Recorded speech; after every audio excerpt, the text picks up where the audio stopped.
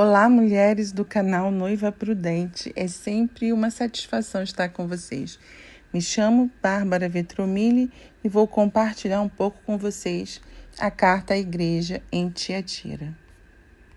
Vamos à leitura do texto, que está lá em Apocalipse, no capítulo 2, do versículo 18 em diante. Carta à igreja em Tiatira. Ao anjo da igreja em Tiatira escreve: Assim declara o Filho de Deus, cujos olhos são como chama de fogo e os pés como bronze reluzente. Conheço as tuas obras, o teu amor, a tua fé, o teu ministério, a tua perseverança, bem como sei que estás servindo muito mais agora do que no princípio. No entanto, tenho contra ti o fato de que toleras Jezabel, aquela mulher que se diz profetiza, porém com seus ensinos ela induz meus servos à imoralidade sexual e a comerem alimentos sacrificados aos ídolos.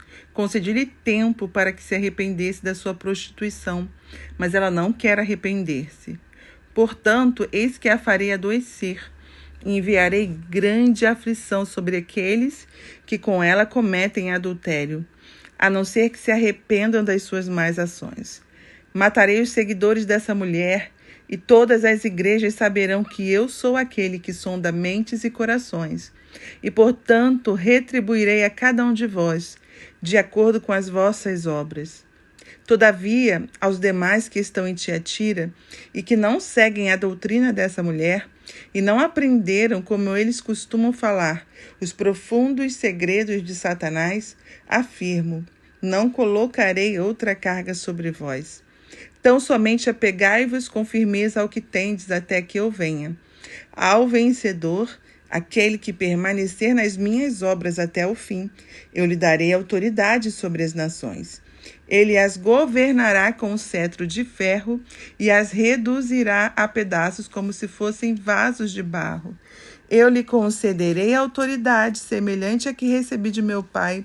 Também lhe darei a estrela da manhã.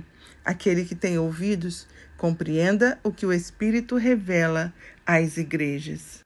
Uau, que texto, não é mesmo?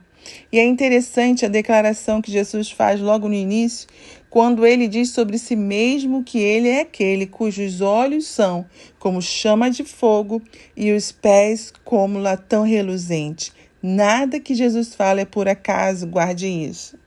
E na sequência ele vai falando sobre as obras daquela igreja: o amor, a fé, o ministério, perseverança e o serviço, que era muito maior. Mas ele tinha um porém: o fato de que aquela igreja ela tolerava Jezabel, aquela que se desprofetiza e com seus ensinos induz, preste atenção nessa palavra, induz os servos à imoralidade, a comerem alimentos sacrificados aos ídolos. Ao se alimentarem de coisas, se saciavam daquilo que foi fundamentado na idolatria. Jezabel manipula, bajula, ensina, profetiza, está na igreja e é influente. E se Jesus diz que eles toleravam, é porque no fundo, eles percebiam que algo não estava correto, aquele incômodo do Espírito Santo no íntimo do interior. Mas ao invés de confrontar, ao invés de orar e perguntar a Deus por que aquele incômodo, eles aceitavam aquilo, eles preferiram não encarar o problema. Eles não queriam se indispor, e aqui eu abro um parênteses para falar de quantas coisas na nossa vida que nós sabemos que não está certo, tem aquele incômodo lá no fundo, mas nós toleramos. Às vezes toleramos nossos filhos jogar jogos que o afastam de Deus, toleramos a fofoca no nosso meio, toleramos a murmuração em nossa vida, toleramos a maledicência e tantas outras coisas. E aqui eu fecho parênteses. Esse espírito enganador que induziu o povo não falava abertamente, mas seduzia através de suas falsas profecias e de suas bajulações. Com certeza eles falavam aquilo que as pessoas queriam ouvir, né? Ela falava aquilo que agradava o ego das pessoas. Não, você está no caminho certo, é isso mesmo, continua, Deus te aprova, faz isso, faz aquilo, mesmo a pessoa sabendo que talvez aquilo não fosse o correto. Mas ao invés de se submeterem ao Espírito Santo e à palavra de Deus para serem direcionados, corrigidos e alinhados, eles preferiam dar ouvidos a uma profetisa, a um espírito que manipula e controla, porém seduz com sua bajulação e falsas profecias. Mais à frente vamos ver Jesus falando para aqueles que não se deixaram seduzir, que eles permanecessem nas obras de Jesus. Aqui eu chego no ponto que eu acredito ser o ponto-chave. No meio dessa carta, Jesus diz que ele é aquele que sonda mente e coração. Está claro que essa igreja, apesar de ser perseverante e trabalhadora, deixou suas motivações saírem de Cristo para um outro lugar. A obra que eles faziam não era mais a obra de Cristo.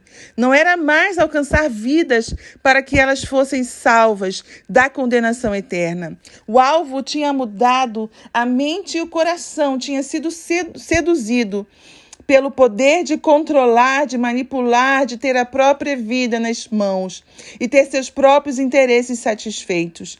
O coração não era mais agradar Jesus, mas aparecer para os outros. Jesus fala no início: meus olhos são chamas de fogo.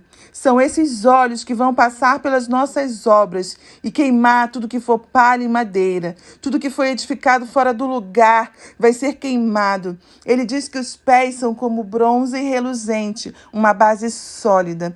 Tudo que está fundamentado na vaidade, no próprio interesse, vai cair. E por fim, nós vemos Jesus dizendo ao vencedor que ele daria autoridade sobre as nações.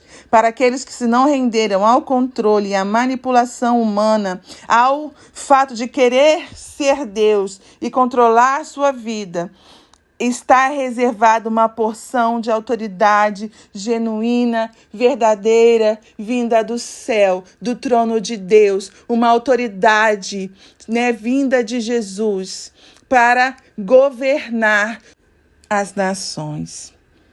E é isso, meninas. Eu deixo aqui essa reflexão sobre essa carta e que o Espírito Santo possa falar muito mais ao nosso coração, possa nos constrangermos para que os nossos olhos sempre estejam fitados, fixos em Jesus, que Ele seja sempre o nosso alvo, que Ele seja sempre a razão do nosso viver, que os nossos olhos não se desviem nem para a esquerda, nem para a direita. Em nome de Jesus. Amém.